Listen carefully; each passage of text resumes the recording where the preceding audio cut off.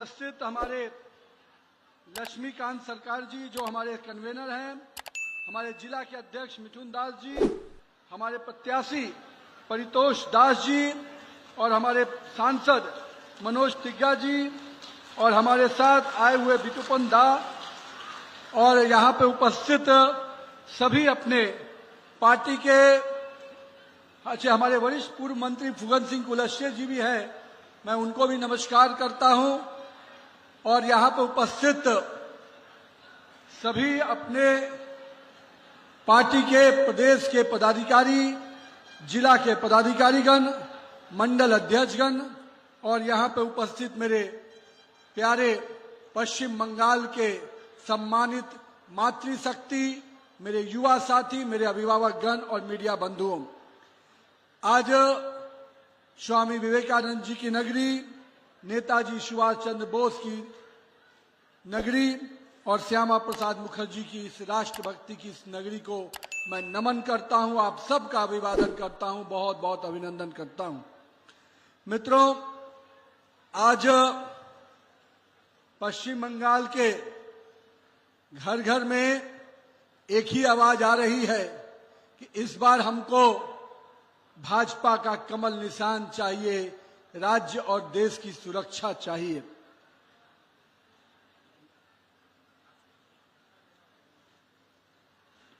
हमारे पश्चिम बंगाल के लोगों के प्रति माननीय प्रधानमंत्री का एक विशेष दिल में स्थान है। पश्चिम बंगाल जो एक समय भारत का गर्व कहा जाता था, जहां विकास था, व्यापार था, उद्योग थे, कला था, संस्कृति, आज ये सभी चीजों को कहीं न कहीं लंबे समय तक यहाँ के सत्ता में बैठे हुए लोगों ने ग्रहण लगाने का काम किया। पहले यहाँ पर कांग्रेस का ग्रहण लगा, फिर लेफ्ट का ग्रहण लगा और अब टीएमसी के लोगों ने सत्ता के माध्यम से यहाँ के विकास को भी और यहाँ के विरासत और संस्कृति को भी ग्रहण लगाने का काम किया है। और मैं कह सकता हूं सबसे खतरनाक ग्रहण तो ममता दीदी की इस सरकार के समय लगा है। और मैं मानता हूं कि इस समय विकास का पहिया पीछे चल रहा है। पश्चिम बंगाल की आत्मा को, पश्चिम बंगाल की पहचान को और पश्चिम बंगाल के डेमोग्राफी को यहाँ की सरकार ने बिगाड़ने का काम किया है और हमें इस सरकार को उठार के पूरी तरह से उखाड़ फेंकने का काम करना है। मित्रों, आज इसी पश्चिम बंगाल में मां, माटी और मानुष की चर्चा होती थी, लेकिन सत्ता में आने के बाद यहाँ की मां किस प्रकार से असुरक्षित है, ये संवेदनशीलता हमने देखी है। किस प्रकार से संदेश खाली से लेकर आरजी कर तक, किस प्रकार से पार्क स्ट्रीट से कामटूनी तक बंगाल की बेटियां सुरक्षित हैं, ये हम लोगों ने देखा है। और आज यहाँ की माटी को किस प्रकार से, यहाँ के मिट्टी को, डेमोग्राफी को बिगाड़ने का काम किया गया। जो यहाँ के बंगाल के, पश्चिम बंगाल के लोगों का जिस पे हक था, उस मिट्टी पर बांग्लादेशी घुसपैठियों का हक देने का काम किसी ने किया है, तो यहाँ की ममता दीदी की सरकार ने किया है। और आज मैं कह सकता हूं, यहाँ के लोगों का हक छीनकर और जिनको देने का काम किया है, उन बांग्लादेशी घुसपैठियों को निश्चित रूप से नरेंद्र मोदी की सरकार और भविष्य में पश्चिम बंगाल में जो डबल इंजन की सरकार बनेगी, उस डेमोग्राफी को सुधारने का काम करेगी और इन बांग्लादेशी घुसपैठियों को बाहर करने का काम करेगी। मित्रों, जहां एक और हमारे मां को परेशान किया, हमारी माटी को परेशान किया, और अब मैं ये कह सकता हूं कि यहाँ के मानुष के साथ भी कोई अच्छा व्यवहार नहीं किया। आज यहाँ का मानुष कहीं ना कहीं पलायन के लिए, तुष्टीकरण के कारण, भ्रष्टाचार के कारण, अराजकता के कारण पलायन के लिए मजबूर हो रहा है। आज पश्चिम बंगाल में हमारे जो श्रमिक भाई हैं, देश भर में श्रमिक भाइयों को 500 रुपये से अधिक की राशि दैनिक वेतन में मिलती है, लेकिन पश्चिम बंगाल में श्रमिकों को बहुत ही बुरी स्थिति में 150 से 200 रुपया प्रतिदिन काम करना पड़ता है। और यहाँ की सरकार का नींद नहीं खुल रहा है। वो कहते हैं कि वो बाहर चले जाए, क्योंकि हमने तो रास्ता बांग्लादेशियों के लिए, बांग्लादेशी घुसपैठियों के खोल रखा है। यहाँ के लोगों को बाहर जाने के लिए कहती है और पश्चिम बांग्लादेश से लोगों को यहाँ पर बसाने का काम करती हैं। निश्चित रूप से हम अपने श्रमिक भाइयों को विश्वास दिलाना चाहते हैं कि आने वाले समय में अपने श्रमिक भाई को हम पलायन से भी रोकेंगे और उनको सही रूप से, जिस प्रकार से अन्य राज्यों में दैनिक भत्ता के रूप में 500 से अधिक राशि दी जाती है, हम पश्चिम बंगाल के श्रमिकों को भी सम्मान के साथ यहाँ काम देने का काम करेंगे। पश्चिम बंगाल में जो टीएमसी की सरकार चल रही है, जो दीदी की सरकार चल रही है, उसके टी का मतलब क्या होता है मित्रों? तो टी का मतलब होता है तोलाबाजी और तुष्टीकरण। एम का मतलब क्या होता है? माफिया राज और महिलाओं पर अत्याचार। और सी का मतलब क्या होता है मित्रों? करप्शन और कट मनी। तो यही है टीएमसी, पूरी तरह से तुष्टीकरण, माफिया का राज, महिलाओं का अत्याचार, करप्शन और कट मनी, यही है टीएमसी का फॉर्मूला, जो यहाँ की जनता अब इसको निश्चित रूप से करारा जवाब देने वाली है। इस टीएमसी के इस माफिया राज को, इस महिलाओं के अत्याचार को, इस तुष्टीकरण की सरकार को और इस करप्शन की सरकार को और इस कट मनी वाली सरकार को उखाड़ फेंकना है। तभी यहाँ पर अमन आएगा, शांति आएगी और विकास के नए द्वार खुलने वाले हैं मित्रों। जहां एक और टीएमसी के भाइयों और बहनों ने जिस प्रकार से पश्चिम बंगाल के विकास के बजाय घोटालों का एक बड़ा फेरिस ला के रखा है मित्रों। शारदा घोटाला इसी पश्चिम बंगाल में, नारदा घोटाला इसी पश्चिम बंगाल में, शिक्षक भर्ती घोटाला, एसएससी घोटाला, राशन घोटाला, नगर पालिका में भर्ती घोटाला, कोयला तस्करी घोटाला। और मैं तो मानता हूं कि राहत सामग्री में भी लूट का घोटाला किसी ने किया है तो ममता दीदी की निर्मम सरकार ने किया है मित्रों। और उनके भतीजे, जिसको भाईपो का विकास मॉडल है, वो केवल गरीबों का अड्डा से पैसे की वसूली करते हैं और कट मनी का पैसा लेकर यहाँ के लोगों को जो वसूली का काम करते हैं, निश्चित रूप से ये भाईपो कमीशन बंद होगा। हम पश्चिम बंगाल के आम नागरिकों को स्पष्ट रूप से आज कहते हैं, भारतीय जनता पार्टी एनडीए की सरकार बनाइए, कमल को खिलाइए, ये भाईपो कट पूरी तरह से बंद होगा और ऐसे भाईपो जेल के अंदर होंगे, कहीं कोई इसको रोक नहीं सकता है मित्रों। आज पूरे पश्चिम बंगाल के अपने मेरे युवा साथी जो पढ़ाई करते थे, मेहनत करते हैं, डिग्री लेते हैं और नौकरी के लिए जब जाते हैं तो उनको नौकरी में उनके सर्टिफिकेट को खारिज कर दिया जाता है और कहा जाता है मेरिट नहीं चलेगा, टीएमसी के सिंडिकेट में जो जाएगा उसको नौकरी मिलेगी। तो ऐसे सिंडिकेट को ही हम खत्म कर देंगे जो हमारे पश्चिम बंगाल के युवाओं को नौकरी से रोकता होगा। ऐसा सिंडिकेट नहीं चलने देंगे। ऐसे सिंडिकेट को समाप्त करने का काम हमारी भाजपा की सरकार आने वाले समय में करेगी। यहाँ के शिक्षा मंत्री काहे को तीर्थ यात्रा पे गए थे?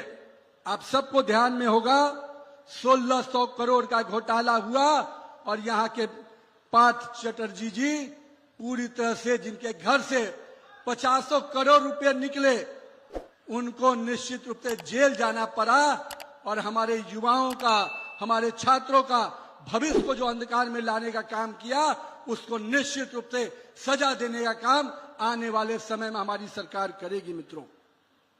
मैं आज टीएमसी के सभी नेताओं को और जो अड्डा पे गुंडागर्दी करते हैं, मैं उनको स्पष्ट रूप से चेतावनी देने आया हूं कि इस बार का चुनाव जनता लड़ रही है।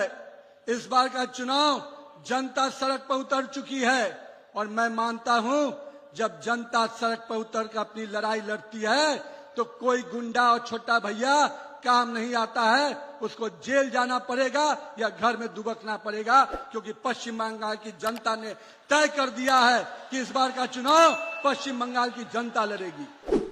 बहुत दिनों तक मित्रों यहां का जो ये चुनाव है पश्चिम बंगाल का, ये दो विषय पर चुनाव है मित्रों।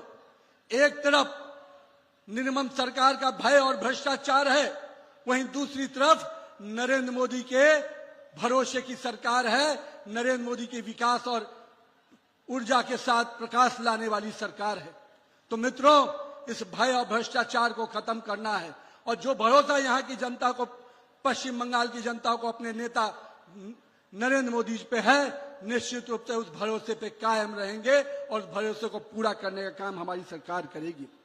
मित्रों पश्चिम बंगाल में यहाँ की मुख्यमंत्री ममता दीदी महिला हैं, लेकिन मैं आज पूछना चाहता हूं दीदी से, 16, 17, 18 अप्रैल को नारी शक्ति वंदन अधिनियम के माध्यम से लोकसभा और विधानसभा में 33% आरक्षण देने का काम नरेंद्र मोदी की सरकार करने जा रही है। हमने लोकसभा और विधानसभा में इसको, लोकसभा और राज्यसभा में इसको पास भी किया है। अब इसको इंप्लीमेंट करने की बारी है मित्रों। अगर है हिम्मत ममता दीदी में और वो कहती हैं कि हम महिलाओं की रहनुमा हैं, तो उस आरक्षण के बिल पर 16, 17, 18 को आप समर्थन व्यक्त कीजिए, तब मैं समझूंगा कि आप महिलाओं की सही में रहनुमा हैं। मित्रों इन लोगों ने महिलाओं के जो भरोसा दिया, आज महिलाओं को ही सबसे अधिक परेशानी में डालने का काम किसी ने किया है, तो यहाँ की निर्मम सरकार ने किया है। लेकिन मित्रों हम पश्चिम बंगाल की जनता से आज स्पष्ट रूप से कुछ संकल्प के साथ आपके सामने बातें रखने जा रहे हैं। जिस दिन हमारी सरकार बनेगी, कर्मचारियों को 7वां वेतन आयोग देने का संकल्प हमने लिया है। हमने संकल्प लिया है जो विभिन्न विभागों में सरकार की नौकरियों के पद खाली हैं, उनको भरने का काम हमारी सरकार तुरंत में करेगी। साथ ही साथ भर्ती घोटाले में जो हमारे युवा प्रभावित हुए हैं, उनका जो समय लगा है, उनको आयु सीमा में 5 वर्ष का छूट देने का काम हमारी सरकार करेगी। और नौकरियों में जो घोटाले हुए हैं, उन घोटालों को निश्चित रूप से पर्दाफाश करेंगे और उसके लोगों को जेल भेजेंगे जिन्होंने हमारे युवा और छात्रों के साथ जिंदगी के साथ खेलने का काम किया है। और साथ ही साथ आने वाले समय में पारदर्शी रूप से ऐसे परीक्षा के तंत्र विकसित करेंगे ताकि हमारे युवा और छात्रों को कोई परेशानी नहीं आए। मित्रों इसी पश्चिम बंगाल में चाय बागान के लिए लोग अपने रोजगार को, एक पूरा पश्चिम बंगाल इसके लिए जाना जाता था, पर दुर्भाग्य है कि आज उत्तर बंगाल का ये इलाका चाय बागानों की पीड़ा से ग्रसित है। और सबसे अधिक अन्याय किसी ने ममता दीदी की सरकार ने किया है तो चाय बागान के लोगों के साथ किया है। यहाँ के इकोनॉमी को पूरी तरह से तहस नहस करने का काम किया है। जो ये इलाका 3T के लिए जाना जाता था, टी, टूरिज्म और टिम्बर, इन तीनों से जो यहाँ व्यवसाय होते थे, उसके माध्यम से यहाँ के लोगों का राजस्व और आर्थिक संपन्नता होती थी। ममता दीदी की निर्मम सरकार ने पूरी तरह से इसको नष्ट कर दिया और हमारे चाय बागान से लेकर पूरे इस क्षेत्र के लोगों को भुखमरी और कंगाली के द्वार पर छोड़ दिया है। लेकिन हम अपने यहाँ के लोगों से स्पष्ट रूप से यह विश्वास दिलाने आए हैं कि आने वाले समय में जिस प्रकार से अन्य राज्यों में हमारी सरकार ने, चाहे वो असम हो चाहे अन्य राज्यों में, चाय बागान के लोगों के साथ जो हम लोगों ने उनको आगे बढ़ाने का काम किया है, चाहे उनके शिक्षा के लिए हो, उनके स्वास्थ्य के लिए हो, उनके भूमि का स्वामित्व पट्टा देने का मामला हो, या उनको स्वास्थ्य की दृष्टि से आयुष्मान भारत जैसी योजनाओं से जोड़ने का मामला हो, हम अपने चाय बागान के श्रमिकों का सम्मान भी करेंगे, उनके दैनिक वेतन में वृद्धि भी करेंगे और साथ ही साथ उनको एक अच्छा जीवन देने का संकल्प हम लोग लेते हैं। मैं आज यहाँ पर अपने तमाम पश्चिम बंगाल के लोगों और के साथ कई कार्यक्रमों में जाने का मौका मिल रहा है। मैं आज आपके माध्यम से बताता हूँ, पूरे पश्चिम बंगाल में एक ही आवाज आ रही है कि इस बार कमल को खिलाना है। और कमल के प्रति जो विश्वास है वो कहीं ना कहीं टीएमसी के गुंडों को एक चेतावनी के रूप में लग रहा है मित्रों। और मोदी जी हमेशा कहते हैं कि जिन्होंने भी हमारे पश्चिम बंगाल के लोगों को प्रताड़ित करने का काम किया है, जिन्होंने हमारे पश्चिम बंगाल के लोगों का शोषण करने का काम किया है, उनको चुन चुन कर उनका हिसाब किया जाएगा, किसी को बख्शा नहीं जाएगा मित्रों। अभी हाल ही में आपने सुना था मुख्य न्यायाधीश ने यहां की मशीनरी के बारे में क्या कहा। पूरी तरह से कहा कि यहां की मशीनरी पूरी तरह से अराजकता के प्रतीक हो गई है। और एक महाजंगल राज जब हम लोगों ने कहा था तो निर्मम सरकार को बहुत बड़ी तितकी लगी थी। लेकिन मैं आपसे पूछता हूं, बिहार में जब हाई कोर्ट ने जंगल राज कहा तो जनता ने उस सरकार को उखाड़ फेंका। अब इसी पश्चिम बंगाल में जब कोर्ट का निर्णय आता है कि यहाँ की सरकार अराजकता फैला रही है, तो मुझे मालूम है पश्चिम बंगाल की जनता भी इस सरकार को सबक सिखाने के लिए तैयार खड़ी है मित्रों। आज हम आपके माध्यम से स्पष्ट रूप से कहते हैं, जो एसआईआर के माध्यम से जो 50-60 लाख लोगों का जो बांग्लादेशी घुसपैठियों का नाम कटा है, ममता दीदी उसके लिए काली कोट पहनकर दिल्ली तक गई थी। लेकिन मेरी माता बहनों के साथ जब अन्याय हुआ तो वो संवेदनशीलता उनके अंदर नहीं थी। उनके लिए न्याय की गुहार लगाने के लिए वो न्यायालय के दरवाजे पर नहीं गई थी। शासन प्रशासन के माध्यम से उनको न्याय दिलाने का काम नहीं किया था।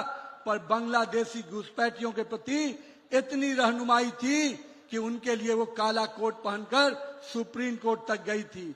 तो दीदी, आपको इतना ही भरोसा है, पश्चिम बंगाल के लोगों पे आपको भरोसा नहीं है और बांग्लादेशी घुसपैठियों पे भरोसा है, तो इस बार पश्चिम बंगाल की जनता भी आप पर भरोसा नहीं करने वाली, आपको सबक सिखाने वाली है। साथ ही साथ मित्रों, विकास के कई पैमाने पे माननीय प्रधानमंत्री नरेंद्र मोदी जी ने पश्चिम बंगाल को करीब दर्जनों ट्रेन और कई 101 रेलवे स्टेशन का शुद्धिकरण किया है।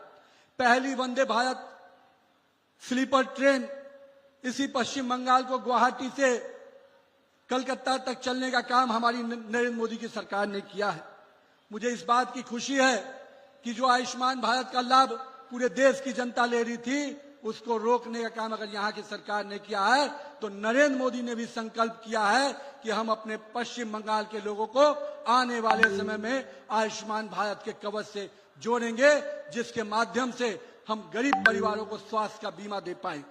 साथ ही साथ मित्रों, बनारसी से कोलकाता का कॉरिडोर निश्चित रूप से विकास के नए आयाम दिखाने वाला है। और आने वाले समय में हम लोगों ने पश्चिम बंगाल के लिए जो सपना देखा है, उस पश्चिम बंगाल के विकास के सपने को अगर कोई बढ़ाना है तो आपका विश्वास, आपका समर्थन हमको मिलेगा, तो निश्चित रूप से इस पश्चिम बंगाल के विकास को आगे बढ़ाएंगे। मित्रों, आज पूरे दार्जिलिंग की पहाड़ियों से लेकर सुंदरबन के द्वीपों तक, उत्तर बंगाल के चाय बागानों से लेकर कलकत्ता की गलियों तक आज एक ही आवाज उठ रही है, बदलाव चाहिए, बदलाव चाहिए।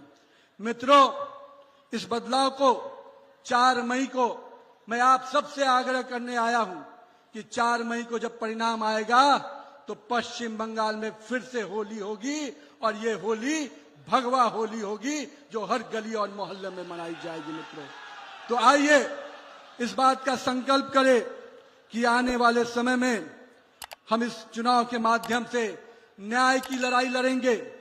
जनता की इस आवाज को निश्चित रूप से चुनाव के दिन, चाहे वो 23 अप्रैल का हो, चाहे 29 अप्रैल का हो, उस दिन एक एक मत भाजपा की झोली में गिरेगा और आपका आशीर्वाद निश्चित रूप से यहां जहां डबल इंजन की सरकार बनाएगा, वहीं इस अराजकतावादी भ्रष्टाचारी सरकार को उखाड़ फेंकने का काम करेंगे।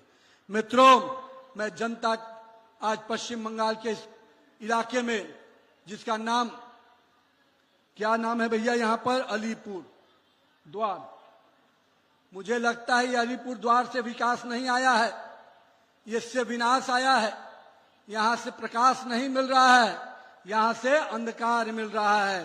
तो इस अलीपुर द्वार को बदलकर निश्चित रूप से एक ऐसा नाम होगा जो विकास के द्वार खोलेगा, जो हर घर घर में प्रकाश लाने का काम करेगा। तो मित्रों, हम विकास के लिए, घर घर में रोशनी और प्रकाश पहुंचाने के लिए संकल्पित हैं। हम नरेंद्र मोदी के नेतृत्व में पूरे देश में जो विकास के नए आयाम जोड़ रहे हैं, और यही पश्चिम बंगाल जिसने वंदे मातरम का सृजन किया, जिसने वंदे मातरम ऐसे गीत दिए जिसने अंग्रेजों को बाहर करने का रास्ता दिखलाया था, उसी वंदे मातरम का अपमान करने का काम यहाँ के टीएमसी के सांसदों ने किया है।